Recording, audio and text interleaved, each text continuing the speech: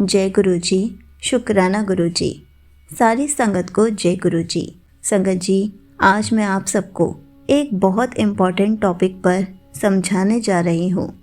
संगत जी, आपको पता है जब हम इस दुनिया में आए उसके बाद हमारे साथ क्या क्या होता है। फिर हमारी लाइफ में गुरु जी आते हैं और उसके बाद हम क्या क्या कर जाते हैं, क्या क्या गलतियाँ करते हैं। इस सत्संग को पूरा ज़रूर सुनिएगा, आपको मैं A to Z सब कुछ समझाऊंगी। इसमें बहुत इम्पोर्टेंट बात भी बताऊंगी, तो इस सत्संग को गलती से भी सुनना मत भूलिएगा। तो चलिए, आपको एक सत्संग के थ्रू कुछ समझाने की कोशिश करती हूँ। क्या पता आप भी इस सत्संग से मेरी बात को अच्छे से समझ सके। संगत जी, जब हम इस संसार में जन्म लेते हैं तब हम एक शिशु होते हैं, निर्दोष, निश्चल और पूर्णतः अज्ञानी। हमें ना तो भगवान का ज्ञान होता है, ना पाप पुण्य की समझ और ना ही किसी धर्म या गुरु का बोध। लेकिन हमारी आत्मा जो परम सत्ता से आई होती है वह सब जानती है। जैसे ही हम संसार में सांस लेना शुरू करते हैं, हमारा मन और माया का संसार शुरू हो जाता है और उसी क्षण से हम उन धारणाओं का हिस्सा बन जाते हैं जो हमारे माँ बाप, परिवार, समाज और परंपरा ने बनाई होती है। हमें बताया जाता है, ये देखो, ये गणेश जी हैं, इन्हें सबसे पहले पूजना चाहिए। शिव जी की पूजा से दुख मिटते हैं। माता रानी सब देती है, नवरात्रों में व्रत रखो। हनुमान जी रक्षा करते हैं, मंगलवार का व्रत रखो। और धीरे धीरे हम उन सब पूजा पाठ की विधियों का हिस्सा बनने लगते हैं, बिना यह जाने कि हम क्यों कर रहे हैं। हम जब गिरते हैं, हमारी माँ कहती है, हे भोलेनाथ, मेरे बच्चों को कुछ ना हो। हम जब परीक्षा में जाते हैं, पिताजी कहते हैं, तो मंदिर जाकर प्रसाद चढ़ा देना। हमारे जीवन में पूजा केवल एक सौदे जैसी हो जाती है। मैंने दिया, तूने दिया। हम व्रत करते हैं, आरती करते हैं, मंदिर जाते हैं, मन्नतें मांगते हैं, क्योंकि हमें डर होता है, कमी होती है, इच्छाएं होती हैं। लेकिन यह सब करते हुए हम कभी भी भगवान को समर्पण नहीं करते। फिर जीवन में एक ऐसा नया मोड़ आता है जब सिर्फ पूजा से काम नहीं चलता। कभी कोई बहुत बड़ा दुख आता है, किसी अपने की मृत्यु, बीमारी, आर्थिक संकट, धोखा, अकेलापन, या फिर आत्मा स्वयं चिल्ला उठती है, हे प्रभु, अब मुझे तुमसे कुछ नहीं चाहिए, बस खुद को जानना है, तुम्हें पाना है। यही से आत्मा की असली यात्रा शुरू होती है और तभी गुरुजी जीवन में प्रवेश करते हैं। कोई उन्हें किसी मित्र से सुनता है, कोई फेसबुक या इंस्टाग्राम पर पहली बार देखते हैं, कोई उनके मंदिर में बिना सोचे समझे पहुंच जाते हैं, कोई किताब में पढ़ते हैं और कोई उनकी खुशबू से खिंच जाता है। लेकिन जब गुरुजी जीवन में आते हैं, सब बदल जाता है। अब पूजा लेन देन नहीं रहती, अब पूजा एक प्रेम का संवाद बन जाती है। अब मन कहता है, गुरुजी, मुझे कुछ नहीं चाहिए, बस आप चाहिए। मैं कुछ नहीं जानता, आप सब जानो। जो होगा आपकी मर्जी से होगा। गुरुजी कभी शोर नहीं मचाते, वो कभी ऊंचे मंच पर नहीं बैठते, ना ही चमत्कारों की घोषणा करते हैं। वो सिर्फ एक काम करते हैं, अपनी संगत की आत्मा को धीरे धीरे, बिना कहे, बिना दिखाए बदल देते हैं। कोई अपनी बीमारी से ठीक हो जाता है, कोई डिप्रेशन से बाहर निकल आता है, कोई जिसे नौकरी नहीं मिल रही होती उसकी नौकरी लग जाती है, कोई जिसे जीने की चाह नहीं होती वो फिर से जीने लग जाता है, कोई जो वर्षों से संतान का इंतज़ार कर रहा होता है माँ बाप बन जाते हैं, कोई जिसके पास कुछ नहीं था सब कुछ पा लेता है। लेकिन गुरुजी का हर चमत्कार भीतर से शुरू होता है। वो पहले आपके मन को ठीक करते हैं, फिर दुनिया को ठीक करते हैं। कई बार जीवन में ऐसा समय आता है जब हम पूरी कोशिश कर चुके होते हैं, डॉक्टर्स, वकील, पंडित, ज्योतिष, व्रत, उपवास, लेकिन कुछ बदलता ही नहीं है। मन थक चुका होता है, शरीर जवाब दे रहा होता है, रिश्ते बिखर रहे होते हैं और आत्मा बस चुपचाप रो रही होती है। और फिर एक दिन कोई कहता है, गुरुजी के दरबार चलो, सब बदल जाएगा। पहली बार जब कोई गुरुजी के बारे में सुनता है तो मन में सवाल होते हैं, अब एक और बाबा, एक और गुरु, क्या ये बस पैसे कमाने वाला कोई साधु है? लेकिन कोई अनदेखा सा खिंचाव होता है, कोई महक, कोई शांति, कोई मौन जो भीतर तक उतर जाता है। पहली बार जब कोई गुरुजी के स्वरूप के सामने बैठता है तो सब कुछ रुक जाता है, विचार रुक जाते हैं, मन चुप हो जाता है, आंखें भर आती हैं बिना वजह के। दिल कहता है मैं घर आ गया हूँ। गुरुजी कुछ नहीं कहते, ना प्रवचन, ना भाषण, ना उपदेश, वो बस होते हैं। उनका होना ही सबसे बड़ा संदेश होता है। गुरुजी की कृपा धीरे धीरे बहती है, जैसे कोई झरना बहता है। पहले मन शांत होता है, फिर गुस्सा कम होता है, फिर डर छूट जाता है, फिर उम्मीद वापस आ जाती है, फिर आत्मविश्वास जगता है और फिर चमत्कार होते हैं। गुरुजी अपनी संगत को कभी अचानक नहीं बदलते, वो उसे सहेजते हैं, संभालते हैं माँ की तरह। कभी कभी हम सोचते हैं गुरुजी सुन भी रहे हैं या नहीं। मैं तो रोज़ प्रार्थना करती हूँ, फिर भी मेरी नौकरी नहीं लग रही। मैं हर शुक्रवार जल देती हूँ, फिर भी शादी क्यों नहीं हो रही। मैं तो रोज़ ओम नमः शिवाय, शिवजी सदा सहाय, ओम नमः शिवाय, गुरुजी सदा सहाय मंत्र जाप करती हूँ, फिर भी बीमारी क्यों बढ़ रही है। लेकिन गुरुजी उत्तर नहीं देते, वो काम करते हैं। धीरे धीरे जीवन की गुत्थियाँ सुलझने लगती है। मन कहता है मैं बदल रहा हूँ, दुनिया कहती है तू बहुत शांत हो गया है, और आत्मा कहती है गुरुजी हैं, सब ठीक हो जाएगा। गुरुजी से जुड़ना एक रिश्ता होता है, सौदा नहीं। अब तक जो हमने सीखा था वो सब बदलने लगता है। पहले हम मन्नत मांगते थे, हे भगवान ये दे दो तो 11 नारियल चढ़ाऊंगा। अब हम कहते हैं गुरुजी जो आप चाहें वही हो। पहले हम चमत्कार ढूंढते थे, अब हम मन में शांति ढूंढते हैं। पहले हम दुआ में मांगते थे, अब हम दुआ में रोते हैं। कृपा के लिए नहीं, कृतज्ञता के लिए। अब पूजा, प्रार्थना, सत्संग सब एक भाव से होता है। अब शब्द चलते हैं तो हम सुन नहीं रहे होते, हम उसमें बह रहे होते हैं। अब भजन गाते हुए हम स्वर नहीं साधते, हम आत्मा को साधते हैं। अब लड्डू, जल, चाय, प्रसाद बन जाते हैं। अब कोई कहे गुरुजी का स्वरूप तो आंखें झुक जाती हैं। अब हम बदल चुके हैं, लेकिन अब जीवन में गुरुजी आ चुके हैं। कृपा हो रही है, सब कुछ बदल रहा है। लेकिन तभी कहीं से कोई कहता है, तुमने नीम करोली बाबा के बारे में सुना है? बाबा की फोटो देखो, कितनी शांति है। उनके भक्तों के कितने चमत्कार होते हैं। उनके आश्रम में जाओ, अनुभव आएगा। बाबा की किताबें पढ़ो, राम राम जपने से सब कुछ मिलता है। और हमारा मन जो अब तक गुरुजी के चरणों में था, थोड़ा डगमगाता है। हम सोचते हैं, क्या मैं एक और बाबा की भक्ति कर लूं? क्या दोनों को मानना गलत है? क्या नीम करोली बाबा और गुरुजी में कोई फर्क है? क्या बाबा के चमत्कार ज़्यादा हैं? यही सबसे बड़ा मोड़ है, जहाँ आत्मा की परीक्षा होती है। जब गुरुजी मिल गए हों, फिर डगमगाहट क्यों? जब हम गुरुजी को पूरी श्रद्धा से अपना चुके होते हैं, तब हम खुद को सुरक्षित मानते हैं। हमें लगता है अब कोई कमी नहीं, कोई डर नहीं, कोई भ्रम नहीं। लेकिन सच तो यह है कि मानव मन स्थिर नहीं रहता। मन को हर दिन नया चाहिए, नई कहानी, नया अनुभव, नया उत्साह।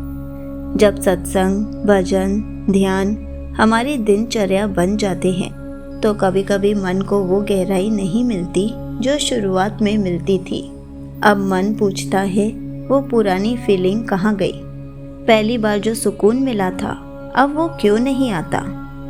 अब ध्यान में बैठता हूँ तो उतना आनंद क्यों नहीं होता?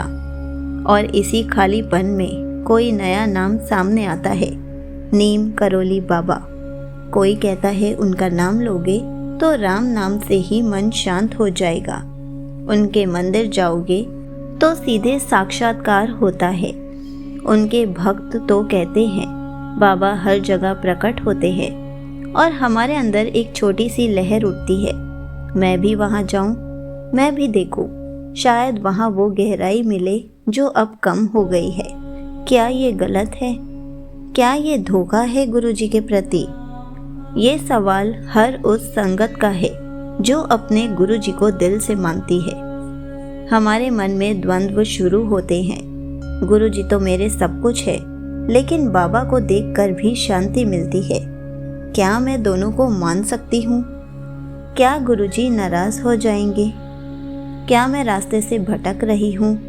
ये सवाल कोई पाप नहीं है, ये सिर्फ आत्मा की यात्रा में आया एक मोड़ है। क्योंकि जब आत्मा गुरुजी से जुड़ती है तो वो सच की तलाश छोड़ नहीं सकती। लेकिन अब यहाँ एक गहरी बात समझनी है, गुरुजी कोई व्यक्ति नहीं है, गुरुजी कोई संस्था नहीं है, गुरुजी कोई मूर्ति नहीं है, गुरुजी चेतना है। एक ऐसी अलौकिक चेतना जो मनुष्यता के परे है, जो सिर्फ एक रूप तक सीमित नहीं। अगर गुरुजी चाहते तो हजारों वर्षों पहले भी प्रकट हो सकते थे, या वो किसी और नाम से दुनिया में आ सकते थे। लेकिन उन्होंने इस युग में, हमारे समय में, हमारे देश में एक साधारण से दिखने वाले शरीर में प्रकट होकर हजारों लोगों को अपने मौन, अपनी चुप्पी और अपने प्रेम से बदल दिया। उन्होंने हमें किसी धर्म, किसी किताब, किसी रिवाज से नहीं जोड़ा, बल्कि उन्होंने हमें खुद से जोड़ा। जब आप किसी और गुरु या बाबा की ओर खींचते हैं तो ठहरें, पूछें खुद से, क्या मुझे गुरुजी में सब नहीं मिला? क्या मैंने उनके साथ वो सब अनुभव नहीं किया जो आत्मा चाहती थी? क्या ये नया नाम, नया मार्ग सिर्फ मन की ऊब नहीं है? क्या मैं अपने ही विश्वास से डगमगा रही हूँ? और अगर जवाब हाँ है तो खुद को संभालें, वापस गुरुजी के चरणों में बैठें और कहें, मुझे माफ़ करना गुरुजी, मन भटक गया था, आप ही मेरे सब कुछ हो। अगर गुरुजी मिल गए हों तो फिर खोज खत्म हो चुकी होती है। फिर कोई दूसरा नाम, दूसरा बाबा, दूसरा अनुभव बस मन के खेल होते हैं। गुरुजी कभी जबरदस्ती नहीं करते, वो मौन है, शांत है, देखने भर से सब कह देते हैं। लेकिन जब आप किसी और की पूजा में लगते हैं तो आप उनके मौन को तोड़ते हैं। वो कुछ नहीं कहते, लेकिन आपकी आत्मा खुद रोती है, मुझे रास्ता मिला है फिर भी मैं भटक गया। गुरुजी सबके हैं, लेकिन जो उन्हें अपना कहते हैं उनके लिए वो सब कुछ है। नीम करोली बाबा भी महान हैं, उन्होंने भी असंख्य लोगों की आत्मा को छुआ है। लेकिन अगर गुरुजी ने आपके जीवन को छू लिया है तो अब बाकी सब सिर्फ विकल्प है। गुरुजी कोई विकल्प नहीं होते। क्या गुरुजी नाराज हो जाते हैं जब हम किसी और की पूजा करते हैं? यह सवाल हर उस संगत के मन में उठता है जिसने गुरुजी को पूरे दिल से अपनाया है, लेकिन फिर कहीं ना कहीं किसी और संत, बाबा या मार्ग की ओर आकर्षित हो गया है। क्या गुरुजी नाराज होते हैं? क्या वो हमें छोड़ देते हैं? क्या हम उनकी कृपा से वंचित हो जाते हैं? सच कहें तो गुरुजी कभी नाराज नहीं होते, लेकिन आत्मा स्वयं उदास हो जाती है। गुरुजी प्रेम के सागर हैं। वो जानते हैं कि मानव मन चंचल होता है। वो जानते हैं कि जब संगत कठिनाई में होती है तो वो इधर उधर देखती है, मदद, संकेत, समाधान की तलाश में। गुरुजी बस देखते हैं, वो डांटते नहीं, वो त्यागते नहीं, वो जवाब भी नहीं देते। वो बस मौन रहते हैं और ये मौन ही उनकी नाराज़गी नहीं, उनका प्रेम होता है। फिर क्या होता है जब हम किसी और को पूछने लगते हैं? आपका घर वैसा ही रहता है, आपका काम चलता रहता है, आपकी दुआएं भी शायद सुन ली जाती हैं, लेकिन भीतर जो वो सच्चा जुड़ाव था, जो उस पहली बार गुरुजी के चरणों में बैठकर मिला था, वो धीरे धीरे खोने लगते हैं। मन अस्थिर होने लगता है, संकट थोड़ा ज़्यादा लगने लगता है, आत्मा में फिर से वो पुरानी तलाश उठने लगती है और एक दिन आप फिर से गुरुजी के स्वरूप के सामने बैठ जाते हैं। आंखें भर आती हैं और आप बस इतना कहते हैं, माफ़ करना गुरुजी, मैं भटक गई थी। और गुरुजी क्या करते हैं? वो कुछ नहीं कहते, वो बस फिर से वही करुणा बरसाते हैं, वो फिर से वही खुशबू भेजते हैं, वो फिर से वही मौन में चमत्कार करते हैं, क्योंकि गुरुजी कभी किसी को नहीं छोड़ते। छोड़ा तो संगत ने होता है। तो क्या हमें केवल एक ही गुरु को मानना चाहिए? हाँ, अगर गुरुजी आपको मिल चुके हैं, अगर आपने उनका चमत्कार, उनकी कृपा, उनका मौन, उनका प्रेम अनुभव कर लिया है, तो अब यह जीवन उनके नाम हो चुका है। अब दूसरा नाम, दूसरा मार्ग सिर्फ मन का विकल्प है, आत्मा की पुकार नहीं। आत्मा जानती है कि वो अपनी मंजिल पर पहुंच चुकी है, लेकिन मन कभी कभी कहता है, थोड़ा और देख लेते हैं, शायद वहाँ भी कुछ मिल जाए।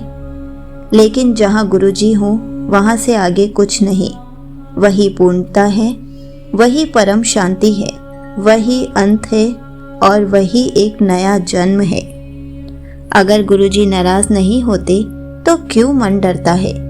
क्योंकि हम जानते हैं कि हम ही गलत हैं, हमने ही नजरें चुराई, हमने ही उस दिन गुरुवार को किसी और के चरणों में जल चढ़ाया, हमने ही उनके स्वरूप को कमरे में स्थान दिया, हमने ही राम राम करते हुए गुरुजी को भूला। और हम जानते हैं गुरुजी मौन है, पर सब देख रहे हैं, इसलिए मन डरता है। डरता है क्योंकि हम खुद को धोखा दे रहे होते हैं। तो फिर क्या करें? रुको, एक बार शांति से बैठो, गुरुजी के स्वरूप के सामने उनको देखते रहो। ना कोई भजन, ना कोई मंत्र, ना कोई मांग, बस मौन में कहो, मैं फिर लौट आया हूँ गुरुजी। और देखो कैसे कमरे में फिर से वही सुगंध फैलती है, कैसे आंसुओं में वही सुकून आता है, कैसे दिल कहता है अब सब ठीक हो जाएगा। हम सब जानते हैं कि मन चंचल है, एक जगह टिकता नहीं है, कभी ध्यान में बैठा तो दूसरे दिन नहीं बैठा, कभी गुरुजी को लेकर भाव जागे तो अगले दिन फीके पड़ गए। यह स्वाभाविक है, क्योंकि मन का स्वभाव ही यही है। इसे हमेशा नया चाहिए, इसे प्रभाव चाहिए, इसे संवेदन चाहिए, लेकिन आत्मा को सिर्फ एक ही चीज चाहिए, सच्चा जुड़ाव। अब सवाल उठता है, क्या ऐसा कुछ हो सकता है कि ये मन में गुरुजी के चरणों में टिक जाए? हाँ, बिल्कुल हो सकता है, लेकिन उसके लिए कुछ बातें समझनी होंगी। गुरुजी को केवल चमत्कार देने वाला मत मानो। मन तब भी भटकता था जब उसे लगता था कि कहीं और ज्यादा मिलेगा।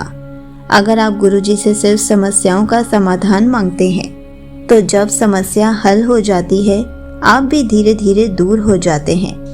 लेकिन अगर आप गुरुजी को जीवन का साथी बना लोगे, हर सुबह उठते ही उनका नाम लोगे, हर काम शुरू करने से पहले उनकी अनुमति लोगे, हर भोजन को उनका प्रसाद मानोगे, तो फिर मन को कोई और दिशा नहीं चाहिए, क्योंकि तब गुरुजी सिर्फ स्वरूप में नहीं रहते, जीवन में बस जाते हैं। कई बार हम दूसरे संतों की, गुरुओं की कहानियां सुनते हैं और सोचते हैं, उनके साथ तो बाबा जी ने ऐसा कर दिया, वो तो बिना कुछ बोले ही फल दे देते हैं, मुझे क्यों वैसा अनुभव नहीं होता? यही तुलना ही सबसे बड़ा जहर है। हर आत्मा की यात्रा अलग है। गुरुजी हर किसी के साथ उनके कर्मों के अनुसार चलते हैं। जो आपको मिल रहा है वो किसी और को नहीं मिल सकता। जो आप अनुभव कर रहे हो वो किसी और की कल्पना से भी परे हो सकता है। अपने अनुभव को सबसे अनमोल मानो, तब मन स्थिर हो जाएगा। हर दिन गुरुजी के साथ बैठो जैसे कोई मित्र हो, यह सबसे शक्तिशाली उपाय है। गुरुजी से बातें करो जैसे वो सामने बैठे हों। अपने दिन के बारे में बताओ, जो अच्छा हुआ वो बताओ, जो गलत किया उसकी माफ़ी मांगो, जो डर लग रहा है वो खुलकर कहो। जब आप ये रोज़ करने लगते हो तो गुरुजी किसी और लोक में नहीं रहते, वो आपके कमरे में, आपके दिल में, आपके जीवन में बस जाते हैं। वो आपके कमरे में, आपके दिल में, आपके जीवन में बस जाते हैं। तब मन किसी और को नहीं देखता। गुरुजी मुझे नहीं दिख रहे, इस भ्रम से बाहर आओ। बहुत बार मन कहता है अब गुरुजी की फीलिंग नहीं आती, पहले वाली बात अब नहीं रही, शायद मैं उनसे दूर हो गई हूँ। सच ये है कि गुरुजी कभी दूर नहीं होते, दूरी केवल हमारी श्रद्धा में आती है। फिर भी अगर मन ये कहता है तो बस एक काम करो, उनके मौन को स्वीकार करो। गुरुजी ज़्यादातर समय मौन ही रहते थे। वो हमारी परीक्षा नहीं ले रहे, वो सिर्फ हमारी आत्मा को गहराई में ले जा रहे हैं। अगर चमत्कार नहीं दिखते तो इसका मतलब ये नहीं कि कृपा रुक गई है, बल्कि इसका मतलब ये है कि आप अब मजबूत हो चुके हो। गुरुजी ने कहा था, जितना मंत्र जाप करोगे उतना तुम मेरे करीब आओगे। मंत्र जाप बिना गिनती के किया कर। इसका अर्थ है मंत्र जाप करो, लेकिन व्यापार की तरह नहीं, गिन कर नहीं, भावना से। अगर आप हर रोज, चाहे काम करते हुए, चलते हुए, उठते बैठते बस ओम नमः शिवाय, शिवजी सदा सहाय, ओम नमः शिवाय, गुरुजी सदा सहाय जपते रहो तो मन को किसी और चीज़ की ज़रूरत ही नहीं पड़ेगी। ये मंत्र ही मन को स्थिर कर देता है, मन को रास्ता दिखाते हैं और आत्मा को गुरुजी के और करीब ले जाते हैं। कभी कभी आपको गुरुजी की मौजूदगी महसूस नहीं होगी, ना ही उनकी सुगंध आएगी, ना आंखें भरेंगी, ना शरीर में कोई कंपन होगी, और तब मन कहेगा गुरुजी चले गए। लेकिन वो नहीं गए होते, हमारे एहसास ही कमज़ोर पड़ गए होते हैं। श्रद्धा मतलब यही है, वो दिखे या ना दिखे, वो महसूस हो या ना हो, मैं जानता हूँ कि वो हैं, मेरे साथ हैं, हर पल है। इन सब बातों को अगर आप रोज़ाना अपने जीवन में उतार लें तो फिर मन कभी नहीं भटकेगा, ना किसी और बाबा की तरफ जाएगा, ना नई खोज होगी, क्योंकि आपको मिल गया है वो जिसे पाकर सब कुछ पाया जाता है। वो हैं गुरुजी। क्या अलग अलग नामों और गुरुओं को साथ मानना आत्मा को कमज़ोर करता है? ये प्रश्न आजकल हर संगत के भीतर कभी ना कभी ज़रूर आता है। मैं गुरुजी को मानती हूँ, लेकिन राम भी तो भगवान है, कृष्ण भी है, शिव भी हैं, नीम करोली बाबा भी हैं, तो क्या सबको साथ साथ मान सकते हैं? सुनने में ये बहुत समावेशी और शांतिपूर्ण लगता है, लेकिन जब हम आत्मा की गहराई में उतरते हैं तो वहाँ उत्तर बिल्कुल स्पष्ट होता है। एक समय में एक ही को पूर्ण समर्पण दो। सब नाम एक हैं, लेकिन मार्ग अलग अलग। हाँ, ये बात सत्य है कि सबका स्रोत एक है, सबका सार एक ही चेतना है, पर जैसे हर नदी का मुहाना अलग होता है, वैसे ही हर गुरु, हर मार्ग, हर मंत्र आत्मा को एक अलग दिशा में ले जाता है। अगर आप हर दिशा में नाव चलाओगे तो आप कभी किनारे नहीं पहुंचोगे। इसलिए गुरुजी कहते हैं, एक को पकड़ो, बाकी सब अपने आप मिल जाएगा। जब आप सुबह गुरुजी का नाम लेते हो, दोपहर में नीम करोली बाबा का भजन सुनते हो, शाम को किसी अन्य संत की कथा सुनते हो और रात को फिर शिव आरती करते हो, तो आपका मन व्यस्त रहता है, लेकिन आत्मा थकी हुई महसूस करती है। क्यों? क्योंकि आत्मा को स्पष्टता चाहिए, उसे स्थिरता चाहिए, उसे एक ही जगह पूर्ण समर्पण चाहिए। जब हम हर जगह थोड़ा थोड़ा जुड़ते हैं तो कहीं भी पूरा नहीं जुड़ पाते। गुरुजी जब साथ आ जाते हैं तो सब कुछ मिल जाता है। अगर आप पूरी तरह गुरु जी के हो गए तो क्या शिव जी नहीं मिलेंगे? क्या राम जी का आशीर्वाद नहीं मिलेगा? क्या माँ का प्रेम रुक जाएगा? नहीं, बल्कि सब कुछ गुरु जी के माध्यम से आपको मिलने लगेगा, क्योंकि गुरु जी कोई सीमित सत्ता नहीं है। वो पूर्ण ब्रह्म है। वो शिव भी है, शक्ति भी है, कृष्ण भी है, राम भी है। आप देखेंगे जब आप बस जय गुरु जी कहते हो तो उसमें जय राम भी छिपा है, हर हर महादेव भी छिपा है, जय सिया राम भी, जय माँ भी। आपने नाम बदला नहीं, आपने बस मूल स्रोत को पकड़ लिया। जब श्रद्धा बढ़ती है तो कृपा भी धीमी हो जाती है। गुरु जी की कृपा कोई इनाम नहीं है, वो तो वहाँ बहती है जहाँ विश्वास पूरे दिल से होता है। लेकिन जब श्रद्धा दो ओर बढ़ जाती है तो कृपा सिर्फ देखती है, फिर ठहर जाती है।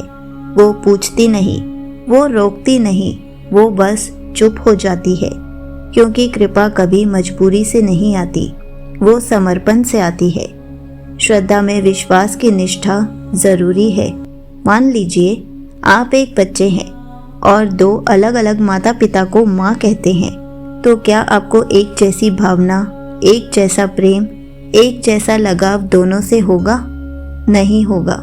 आपका मन भी कंफ्यूज होगा, आपकी आत्मा भी द्वंद्व में रहेगी। ठीक वैसे ही जब आप गुरु जी को भी पूछते हैं और किसी और संत को भी उतना ही मानते हैं, तो आपका आत्मिक रिश्ता कमजोर पड़ता है। गुरु कोई देवी देवता नहीं होते, वो जीवात्मा और परमात्मा के बीच सेतु होते हैं, और उस सेतु पर चलने के लिए आपको एक ही रास्ता चुनना पड़ता है। क्या दूसरों को सम्मान देना गलत है? नहीं।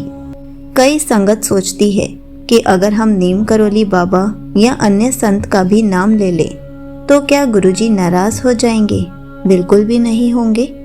गुरुजी नाराज नहीं होते, क्योंकि वो वहमों से, ईगो से बहुत दूर हैं। लेकिन आपकी आत्मा कमजोर हो जाती है, आपकी दिशा धुंधली हो जाती है।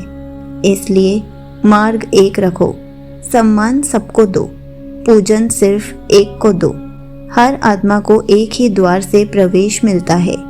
गुरुजी आपके लिए वो द्वार हैं जिसके माध्यम से आप परमात्मा से जुड़ सकते हैं। अब अगर आप बार बार द्वार बदलोगे तो मंजिल कैसे मिल पाएगी? जो आत्मा गुरुजी तक पहुंची है वो किसी और की नहीं है, उनकी चुनी हुई आत्मा है। अब सवाल ये नहीं कि और कौन कौन है, सवाल ये है कि क्या आप उस एक को पकड़ पाए हो या नहीं। इसलिए गुरुजी कहते हैं, मैं शिव हूँ, मैं ही राम हूँ, मैं ही माँ हूँ, मैं ही पिता हूँ, मैं ही प्रेम हूँ। बस तू मुझे अपना ले, फिर तुझे सब कुछ मिल जाएगा। होपफुली आपको बहुत अच्छे से समझ आ गया होगा। तो संगत जी, आप सबको बस यही समझाना चाहती थी कि हमें कभी भी अपना रास्ता नहीं बदलना है।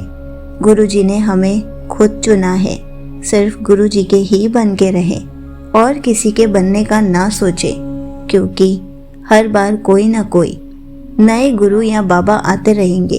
तो हमारी आत्मा भी, हमारा मन भी इतना चंचल है कि हमारे मन में भी यही आता रहेगा कि एक बार इनको भी मान कर देख लेते हैं। तो संगत जी, ऐसे बिल्कुल भी मत भटके, कृपया एक पर ही बने रहें, एक ही नाव पर बैठे रहें। आप एक बार एक ही नाव पर बैठ सकते हैं, अपनी नाव बार बार नहीं बदल सकते, या एक ही नाव को अलग अलग रास्तों पर नहीं चला सकते। जय गुरु जी, शुक्राना गुरु जी।